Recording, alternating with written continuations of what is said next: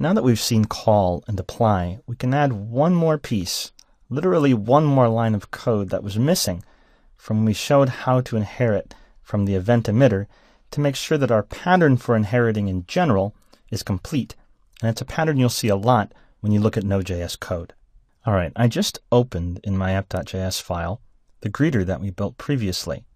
And you'll remember we pulled util and event emitter, added a property to greeter inside this function constructor, and the important line was util.inherits, which set up the prototype chain so that any objects I created with greeter would also find the prototype on event emitter down its prototype chain, giving all of my greeter objects access to all the methods and properties that all event emitters have access to, like on and emit. So that works great. But there's one scenario that we haven't covered, because inside the function constructor we can add properties and methods directly on to the object being created, as opposed to properties and methods on the prototype. The this keyword is the new object being created whenever I say new and then function constructor. So that's how I add properties and methods. But what if event emitter, or whatever else I'm inheriting from, also adds properties and methods directly to the new object, not necessarily the prototype? That is, a copy is made and put on every single object created, like we're doing here. Well, we're not including those on my new object, and that's a problem. It's an incomplete form of inheritance. So we can fix that up very easily with one line of code. Inside my function constructor, I'll say event emitter dot call this.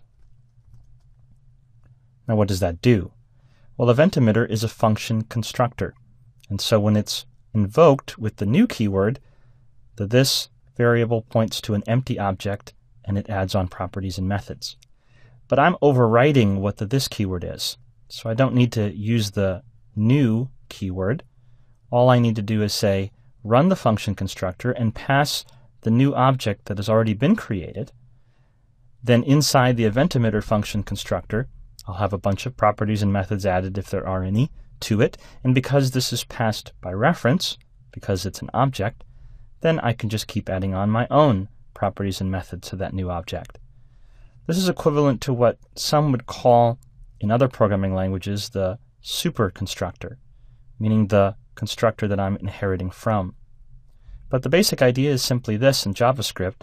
I'm using .call, I could also use .apply, in order to give it the new object that I'm working on so that it does its work of adding properties and methods to that new object, so that this keyword inside the event emitter will be the same this inside greeter.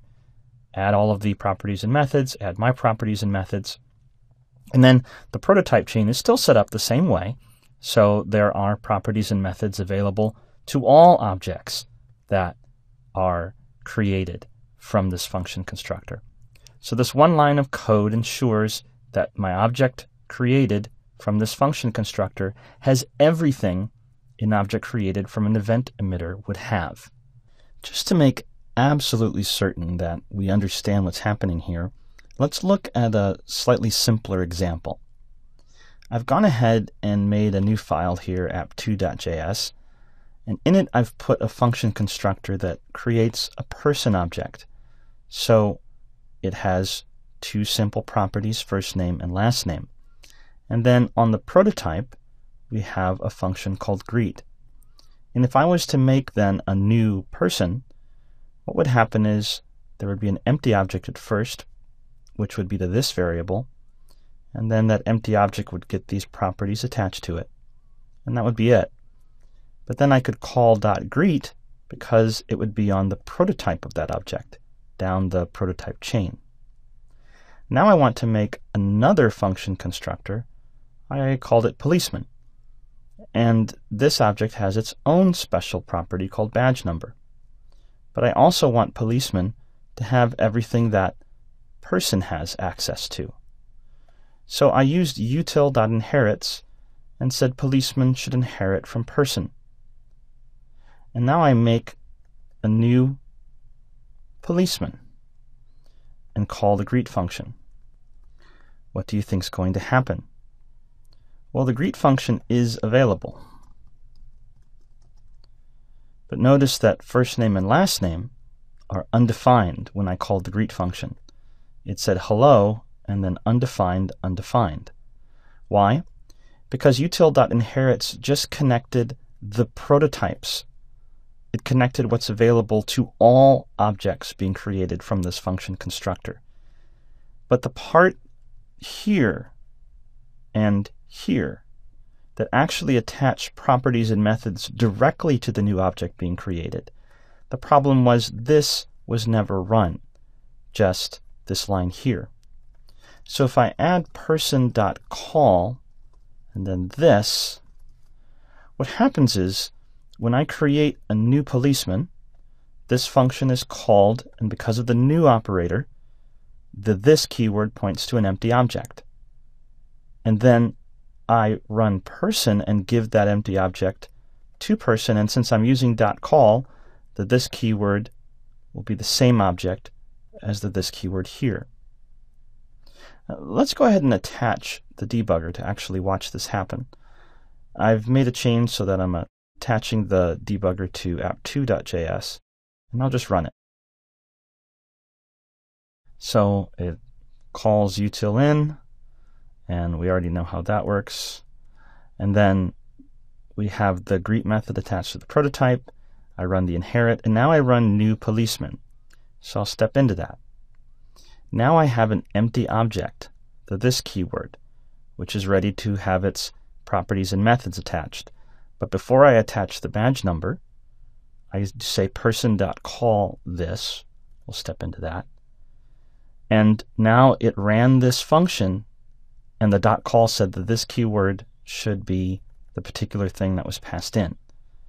So I add now first name and last name. And if I go look at the object, there it is, first name, last name. Keeps going. And now this keyword points to an object that already has the first name and last name attached to it. And now we add badge number, the extra property that I wanted for a policeman object. So now officer, if I was to go look at it, officer contains badge number, first name, and last name. Without the .call, I didn't have the first name and last name because that function constructor was never actually run. Util.inherits just connected the prototypes. So now I have all the properties and methods, plus if I dig down into the prototype chain, officer proto, now that will be the prototype coming from the policeman function constructor, so I needed to go one level deeper down the prototype chain, another .proto. What is the prototype of this object is this object, and that has the greet function on it. So this object is the prototype of officer. So I have access to the greet method down the prototype chain, and I made sure that all the properties and methods added within the function constructor directly onto the new object are also there. So that's the basic idea. With .call, I make sure that the object has everything, not just what's down the prototype chain, but what's supposed to be directly on each new object. And now, since it has everything that it needs, I can call greet. And it says, hello, John Doe. So the object created from new policeman had all the properties and methods on it that it should have from both function constructors, and thanks to util.inherits, had access down the prototype chain to greet. All right, so this is a pattern that you see a lot if you're looking at Node.js code, including Node.js source code. However, ES6 adds another way to create objects, and we'll look at that now.